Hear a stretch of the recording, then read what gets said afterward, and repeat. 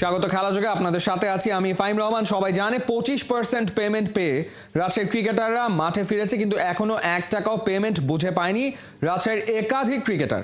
1 টাকাও পারিশ্রমিক না পেয়ে ম্যাচ খেলে যাচ্ছেন তারা। বিসিবি পরিচালক আকরাম খান বলছেন, এমনটা হলে বিপিএল নিয়ে দেশি বিদেশি ক্রিকেটাররা আস্থা হারাবে, বিপিএল এর ইমেজ নষ্ট হবে। এদিকে বিসিবিতে স্ট্যান্ডিং কমিটি নিয়ে অনেক পরিচালকের মতো ধোঁয়াশায় আকরাম খানও। নাইয়ান বিন জসিমের রিপোর্ট। আপনি তো একটা সময় অপারেশনস কমিটির চেয়ারম্যান ছিলেন, এখন আসলে অপারেশনসটা দেখছে মানে একদম সবকিছু কর্ম সবকিছু কে দেখছেন? আকরাম খানের ওই মুচকি হাসিতেই উত্তর লুকিয়ে। পরিচালক হয়েও জানেন না বোর্ডের হৃৎপিণ্ড বলা হয় যে ডিপার্টমেন্টকে, সেই অপারেশনস কমিটি চলছে কিভাবে বা কোন প্রক্রিয়াতে। অবশ্য দোষটা একদমই দেয়া যাবে না আকরাম খানকে, কারণ ক্রিকেট বোর্ড চলছেই অদ্ভুত উটের পিঠে চড়ে। নতুন বাংলাদেশে ক্রিকেট বোর্ডের প্রায় 4.5 মাস পার হতে চলল, অথচ ফারুক আহমেদের বোর্ডে জোড়া তালি দিয়ে চলছে স্ট্যান্ডিং কমিটি।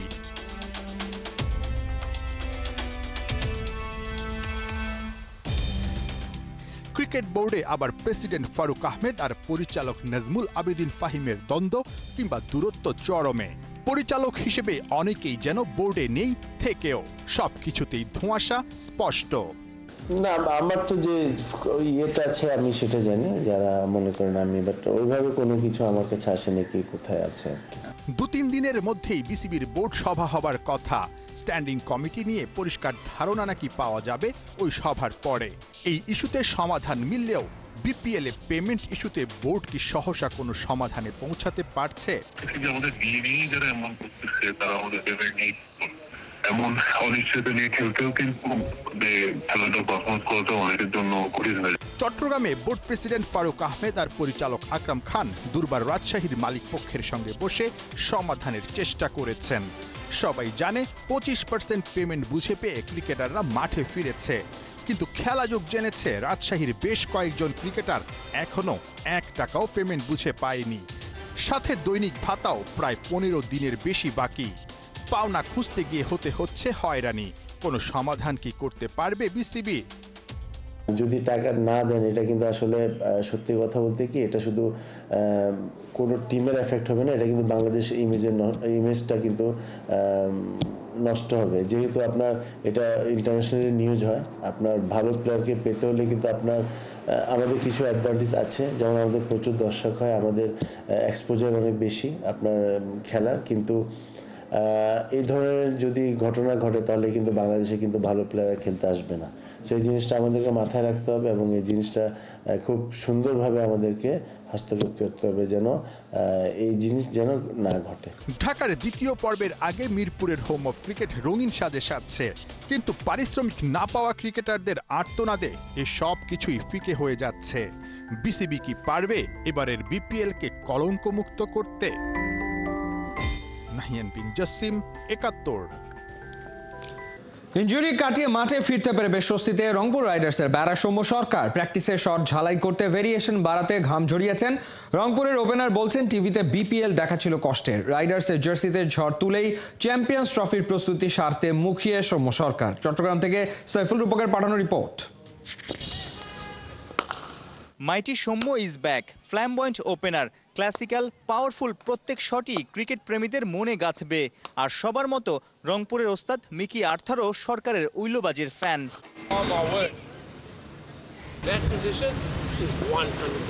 দারুণ টাইমিং, মিড উইকেট দিয়ে সীমানা ছাড়া হবে।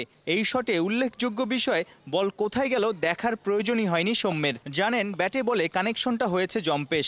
ক্রিকেট মাঠে এই শটকে বলা হয় নো লুক শট। বিপিএলে ফিরেই কি ধুন্ধুমার ব্যাটিংয়ে মাতবেন রংপুরের ওপেনার? মনোবল তো সবসময় থাকে খেলার জন্য, কিন্তু অ্যাকচুয়ালি সিচুয়েশনটা তো মাঠের ভিতরে থাকে। আর ওইখানে যেহেতু আমার ইজি কোনো কিছু দিবে না, ফিল্ডিংয়ের সময় বলেন বা ব্যাটিংয়ের সময় দেবেন, ওইখানে সিচুয়েশনটা পুরোটাই আলাদা। সো ওইটার জন্য এইখানে যত বেশি মেন্টালি টাফনেসভাবে প্র্যাকটিসগুলো করতে পারবো, ওইখানে আমার জন্য ইজি হবে। মাঝখানে একটা ইনজুরি, সবকিছু মিলিয়ে রিহ্যাব করেছেন, ফিরে আসার চ্যালেঞ্জটা কতটুকু ছিল? মাঠে ফিরতে পেরে কেমন লাগছে? না, মাঠে ফিরতে পেরে তো সবসময় ভালো লাগে, যেহেতু প্লেয়ার মাঠে ফিরছে, এটা খুব ভালো জিনিস। আর ইনজুরি ছিল, একটু টাফ টাইম গেছে। সবথেকে কষ্টের ছিল যে বাসায় থেকে যখন খেলা দেখছিলাম, খেলাগুলো খেলতে পারছিলাম না, এটা একটা কষ্টের জায়গা ছিল। ডিসেম্বরে ক্যারিবিয়ানদের বিপক্ষে টি-20 সিরিজে ফেটে যায় আঙ্গুল। 5 সেলাই নিয়ে দেশে ফিরে শুরু করেন পুনর্বাসন কার্যক্রম। চ্যাম্পিয়ন্স ট্রফির বাংলাদেশ স্কোয়াডে আছেন। বিপিএল এর শেষ দিকের ম্যাচগুলো টাচে ফিরতে দারুণ কাজে দেবে এই বাহাতির। এতদিন ধরেন ব্যাটিংই করতে পারতাম না, এখন ব্যাটিং করা শুরু করছি, ফিল্ডিংও আস্তে আস্তে করা শুরু করছি। তো অ্যাকচুয়ালি একটু টাইমও বেশি লাগছে, মাঝখানে একটা নতুন যে ভাইরাসটা আসছে করোনা, ওইটাও হয়েছিল, সো এই জন্য হয়তো রিকভারি হইতে একটু লেট হয়ে গেছে। 2024টা যদি জিজ্ঞেস করি কেমন কেটেছে সৌম্য সরকারের? পুরো 2 ফরম্যাটে খেলেছেন, ওয়ানডে খেলেছেন, টি-20 খেলেছেন।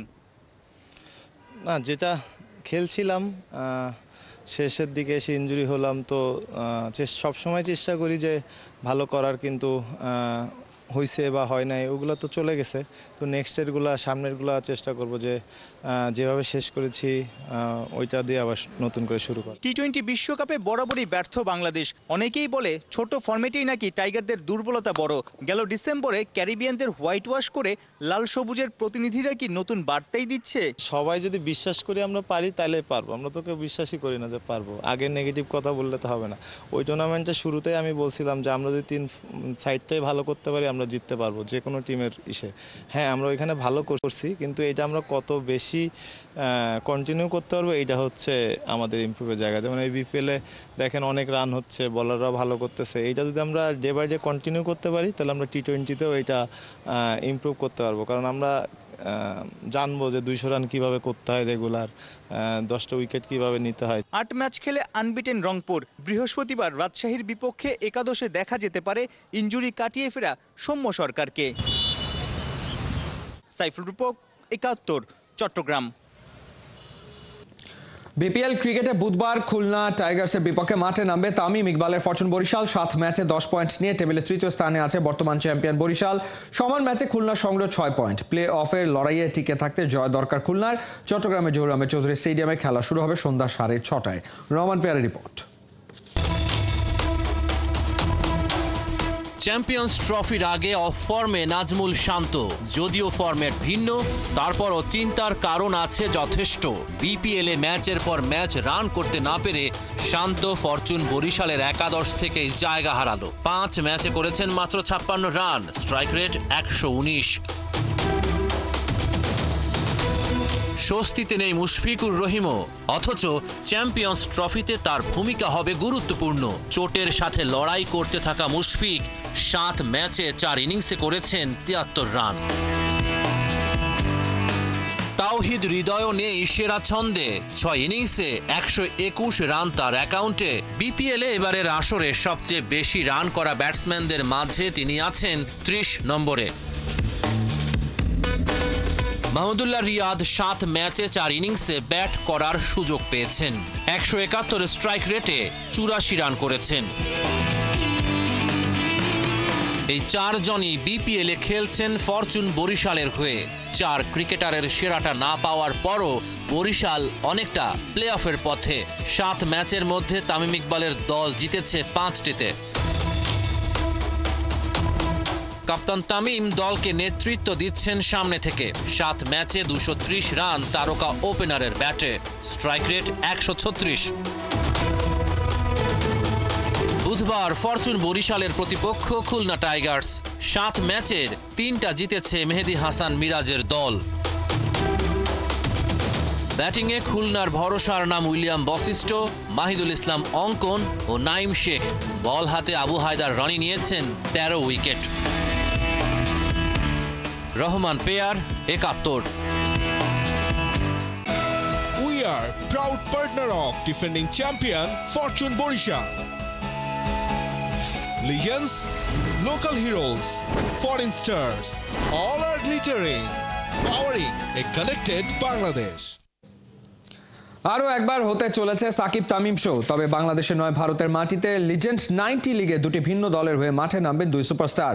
সাকিব খেলবেন দুবাই জায়ান্টসের হয়ে, আর তামিম নামবেন বিগ বয়েজের জার্সিতে। কোহিনুর কণার রিপোর্ট। নশ্বরে পৃথিবীতে সবকিছুই যেন ভীষণ রকম আপেক্ষিক। আজকের নায়ক কাল বনে যান খলনায়কে। সৌভাগ্য যার কাছে আছড়ে পড়তো একটা সময়, সেই ভাগ্যই আবার বানিয়ে দেয় ফেরার। একটা সময় হাজারো মানুষ শুধু তারই অপেক্ষায়, কিন্তু হায়, আজ কেউ করে না তার ইন্তজার। সাকিব আল হাসানের গল্পের এমন স্ক্রিপ্ট স্বয়ং বিধাতাই লিখতে পারেন। সাকিব কি আর কখনো ফিরবেন মাঠে? এমন প্রশ্ন যাদের, তাদের জন্য অপেক্ষা করছে গুড নিউজ। নিজের দেশের মাটিতে না হলেও সাকিবের দেখা মিলবে ভারতের মাটিতে, সেটাও কিনা তামিম ইকবালের বিপক্ষে। দ্য লেজেন্ড 90 লিগের প্রথম সংস্করণে খেলতে যাচ্ছেন বাংলার ক্রিকেট ইতিহাসের দুই লেজেন্ড সাকিব আল হাসান আর তামিম ইকবাল। দুবাই জায়ান্টসের হয়ে মাঠে নামবেন সাকিব, আর বিগ বয়েজে খেলবেন তামিম ইকবাল খান। বিপিএল চলাকালেই তামিম নিয়েছেন ক্রিকেট থেকে অবসর, জানিয়েছিলেন লেজেন্ড লিগে খেলার ইচ্ছের কথা। এখন তো রিটায়ার্ড, লেজেন্ডস লিগের জন্য কোয়ালিফাই করবো, সো ওইসব খেলবো। যদি প্রিমিয়ার লিগটা হয় সময় মতো ওটা খেলবো, আর ইনশাল্লাহ যদি ফিট থাকি তাহলে বিপিএল যতটুকু পারি খেলতে থাকবো। এবারে নিজেই দিলেন ঘোষণা। ইনস্টাগ্রামে লেজেন্ড 90 লিগের অফিসিয়াল পোস্টে তামিম নিশ্চিত করেছেন খবরটা। আসছে মাসে বিগ বয়েজের হয়ে মাঠে নামবেন বাংলার এই ক্রিকেটিং জায়ান্ট। তামিমের এমন ঘোষণার পরে চারিদিকে নতুন করে আলোচনা। সাকিব তামিমকে একসাথে দেখতে মুখিয়ে সমর্থকরা। কে কাকে টেক্কা দেবে, কতটা লড়াই জমবে, সবার মনে প্রশ্ন একটাই। ভারতের ছত্তিশগড়ের রায়পুরে 6 থেকে 18 ফেব্রুয়ারি মাঠে গড়াবে লেজেন্ড 90 লিগ। সাকিব তামিম ছাড়াও এই টুর্নামেন্টে অংশ নিচ্ছেন বাংলাদেশের দুই সাবেক ক্রিকেটার। তামিমের দল বিগ বয়েজের হয়ে খেলবেন আব্দুর রাজ্জাক, আর বাংলাদেশ ক্রিকেটের প্রথম সুপারস্টার আশরাফুল খেলবেন গুজরাট স্যাম্প আর্মির হয়ে। বিগ বয়েজ নাকি দুবাই জায়ান্ট, সাকিব নাকি তামিম, কে হবে আপনার বাজির ঘোড়া? কোহিনুর কণা, ৭১। 2 ম্যাচে 1 জয়। অনূর্ধ্ব-19 নারী টি20 বিশ্বকাপের সুপার 6 কনফার্ম বাংলাদেশের। গ্রুপ পর্বের শেষ ম্যাচে স্কটল্যান্ডকে হারালে শক্ত হবে অবস্থান। মালয়েশিয়াতে বাংলাদেশ স্কটল্যান্ড ম্যাচ শুরু হবে সকাল 8:30টায়। অনুবাপী রিপোর্ট। মেয়েদের ক্রিকেটে আছে অর্জনের গল্প। বাঘিনীরা জিতেছে এশিয়া কাপের শিরোপা আর সাউথ এশিয়ান গেমসে স্বর্ণপদক। ওদেরই উত্তরসূরি এই 19 না পেরোনো নারী ক্রিকেটাররা। চলছে ওদের বিশ্বকাপ, দারুণ ছন্দে বাংলার মেয়েরা। মাঠের পারফরমেন্সে ওরা করছে না কোনো অবহেলা। নেপালের সাথে টুর্নামেন্টের প্রথম ম্যাচে জিতেছে দাপট দেখিয়ে। দ্বিতীয় ম্যাচে শক্তিশালী প্রতিপক্ষ অস্ট্রেলিয়ার সাথে লড়েছে চোখে চোখ রেখে। ব্যাটিংয়ের দুর্বলতা ভোগাচ্ছে দলটাকে, তবে বোলিং আর ফিল্ডিংয়ে দুর্দান্ত বাঘিনীরা। অজিদের বিপক্ষে মাত্র 92 রানের পুঁজি নিয়ে লড়েছে, খেলা গড়িয়েছে শেষ ওভার পর্যন্ত। 2 উইকেট আর 4 বল হাতে রেখে জয় পায় অস্ট্রেলিয়া। গ্রুপ পর্বের শেষ ম্যাচে বাংলাদেশের প্রতিপক্ষ স্কটল্যান্ড। বাংলাদেশের মতো ওরাও বিশ্বকাপে 2 ম্যাচের একটাই জিত, আরেকটাই হার। দুই দলে লড়াইটা হবে জমজমাট। যারাই জিতবে তারাই গ্রুপ রানার্স আপ হয়ে খেলবে পরের পর্বে। অর্ণবাপী, ৭১। মঙ্গলবার মানেই ঘরোয়া ফুটবলে ফেডারেশন কাপের উন্মাদনা। রহমতগঞ্জের সাথে চট্টগ্রাম আবাহনী 3-1 গোলে হারলেও একই ব্যবধানে ফকিরেরপুল ইয়াং মেন্সের সাথে জিতেছে আবাহনী। কুমিল্লায় মুখোমুখি হয় দুই দল। বিদেশি ছাড়া আবাহনীর সাথে শুরু থেকেই পাল্লা দিয়ে লড়ে ফকিরেরপুল। ফার্স্ট হাফে নিশানার খোঁজ পায়নি কোনো দল। দ্বিতীয়ার্ধে আকাশী নীলদের একচেটিয়া দাপট। 65 থেকে 71, 6 মিনিটের ব্যবধানে 3 গোল হজম করে ফকিরেরপুল। ফেডারেশন কাপের গ্রুপ পর্বের 3 ম্যাচে 3 জয় তুলে নিল মারুফুল হকের দল।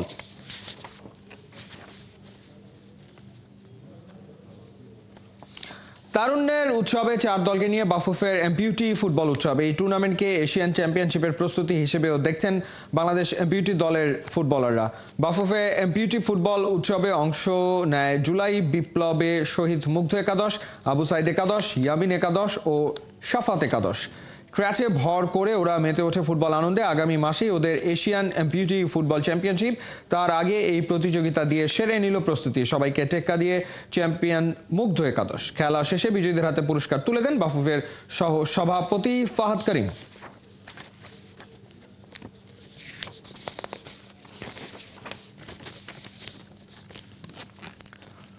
চলছে খেলাযোগ সরাসরি সংবাদ অনুষ্ঠান দেখতে চোখ রাখুন ৭১-এর ফেসবুক পেজে এবং সাবস্ক্রাইব করুন ৭১-এর ইউটিউব চ্যানেল। ৭১-এর সাথেই থাকুন।